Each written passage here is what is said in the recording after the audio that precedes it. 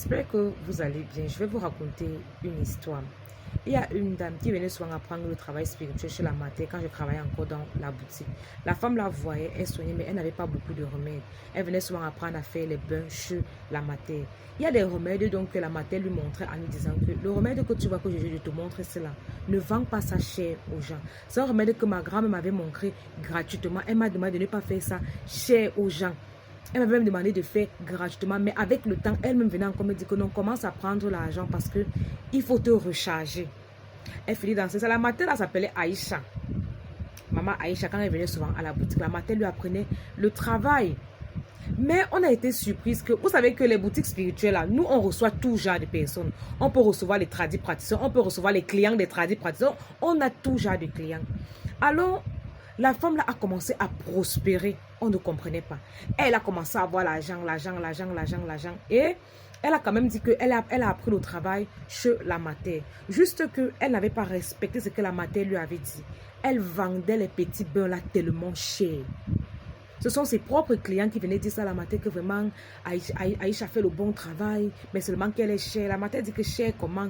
Elle fait les bains, l'autre à 90 000, l'autre à 150 000. Un truc qu'elle-même, elle n'a pas payé 50 000 pour apprendre. Elle n'a pas payé 50 000 pour apprendre, mais elle faisait payer les gens les 150 000, les 300 000, les ceci, cela. La mater lui avait pourtant dit que le remède que tu vois là, ne vends pas ça aux gens. Les gens ont les problèmes. Elle est partie vendre cher. La mater a laissé. Même le jus pour venir donner à la mater que mater, c'est chez toi que j'ai appris. Merci. Elle n'est jamais venue. La mater a dit que ce n'est même pas un problème. Mais un jour, la mater dormait. Elle a vu que maman Aïcha devait devenir folle.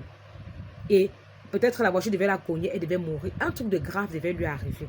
Elle a appelé maman Aïcha la première fois qu'il faut arrêter le travail que tu fais là. Tu estorques de l'argent aux gens avec ce que je t'ai montré. Ce n'est pas bon. La femme là a commencé maintenant à faire...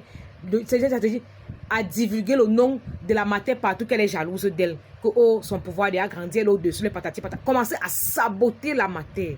La mater m'a dit que ma fille, comme j'avais mal à l'époque là, j'étais une jeune adolescente, j'ai commencé du coup à réagir, que oh, je vais encore la voir, je vais la mépriser, je vais laisser. La mater m'a dit que ma fille, laisse, toi-même tu vas voir ce que la vie réserve à la femme-ci.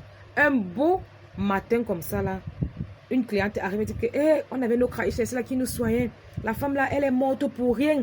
Ça, c'est le travail que les persécuteurs ont fait. La mater dit quoi? Aïcha est morte. Elle dit que oui, tu n'es pas au courant. Elle dit que je suis au courant comment? Elle est morte comment? Elle dit qu'elle est morte. La mater responsable dit que hey, j'avais prévenu la femme-ci qu'on ne joue pas avec le travail ici là.